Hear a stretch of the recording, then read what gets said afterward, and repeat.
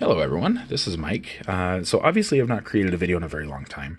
I have had a lot of life issues, and I'm not going to go into that here, but I'm at a point where I can begin working on electronics again. And so with that, I've kind of missed producing content and showing stuff off because there's a lot of really cool stuff in these old radios. You know, there's this is actually a motor driven tuning. It's got a I'll have to show this in a later video when I get this thing more ready to go. But it's got some really cool features. This is actually a motor driven tuning mechanism, and it's driven by a set of plates on the back of the radio that is not easy for me to show at the moment, so I won't. But anyways, this thing is really kind of cool. This is an RCA 911K. This is my dad's radio that I've had for a number of years with my long hiatus. And so I'm finally getting to work on this thing again, and I've kind of missed that. But this thing had a very hard life. I've spent most of my time figuring out where components and wires should go and fixing that more than I have replacing the failed components and getting this thing working again. All the recap and the rewire also had to happen because this thing had a bunch of rotting, the old rotting cloth covered wires that were just like these guys back here. Those may be okay. I may leave those. We'll see. That guy's probably going to have to go. But I ended up having to replace all of those, and you can see this is all brand new wiring all over the place. I've still got some lifted leads. This guy is going to connect down here to this terminal strip. This is going to be a new voltage divider along with this guy here, and then the new filter caps to replace this guy and this guy. Oh, that guy kind of had some voltage on him. Sorry, that hurt. Those two are the old caps are going to get replaced by two new caps down here. Anyways, the voltage divider that it did have is this thing. These things are awful. They never work because they have the wire winding. You can see the wire in here all the way across. That's what a resistor basically is for a lot of power resistors that have high dissipation. And by high dissipation, a resistor basically functions by dissipating electrical current as heat. Well, that means a resistor has to be able to dissipate heat. Well, if it's wrapped in an insulator like this, it's not going to dissipate anything. So these things turn into ovens, and they cook, and they go open. As you can see here, there's damage to the wiring through here. There's some cooked windings back here. I don't know if that's entirely visible. Yeah, you can kind of see the damaged wiring in there.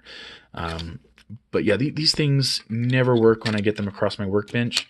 And this thing failed a long time ago because, as you can see, there were a number of resistors that were just soldered onto the old terminals. Instead of replacing this thing with terminal strips like I'm doing, they just did this. And this is not the way you do this. It's actually a terrible way to do this and a great way to start a fire, because if this continues, you know, if it arcs inside because there's a lot of current being carried across these, this is your voltage divider network that's driving the entire circuit. This thing should have gone a long time ago. But even worse than having the wire wound resistor here, it even had, and this is brilliant, a variable resistor used as a fixed resistor. They just didn't tie this variable resistor lug to anything. They just left it as a fixed resistor.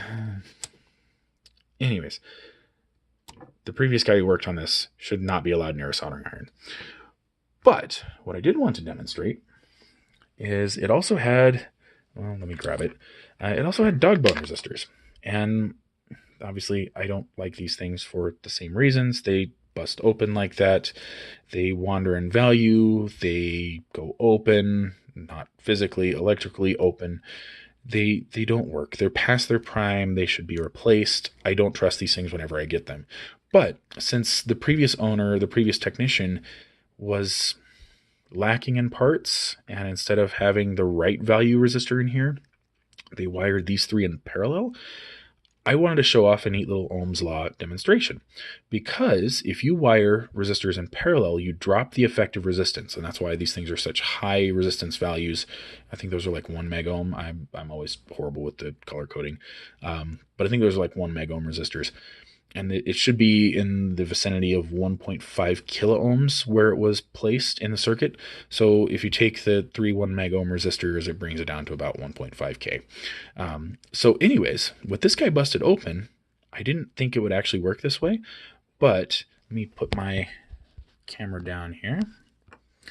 So you can see there, and I'll bring this in frame, you have 2.1 kilo ohms with just those two resistors.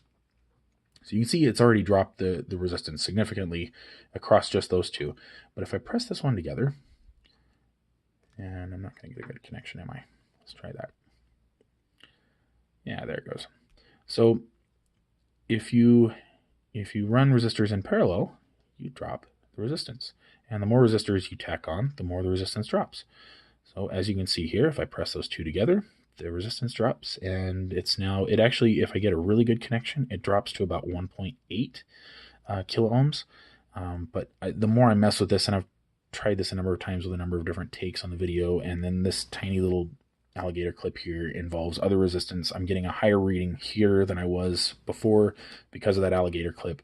I can't find my bigger ones. I don't know what happened to them. But yeah, if you press those two together, you get a lower resistance.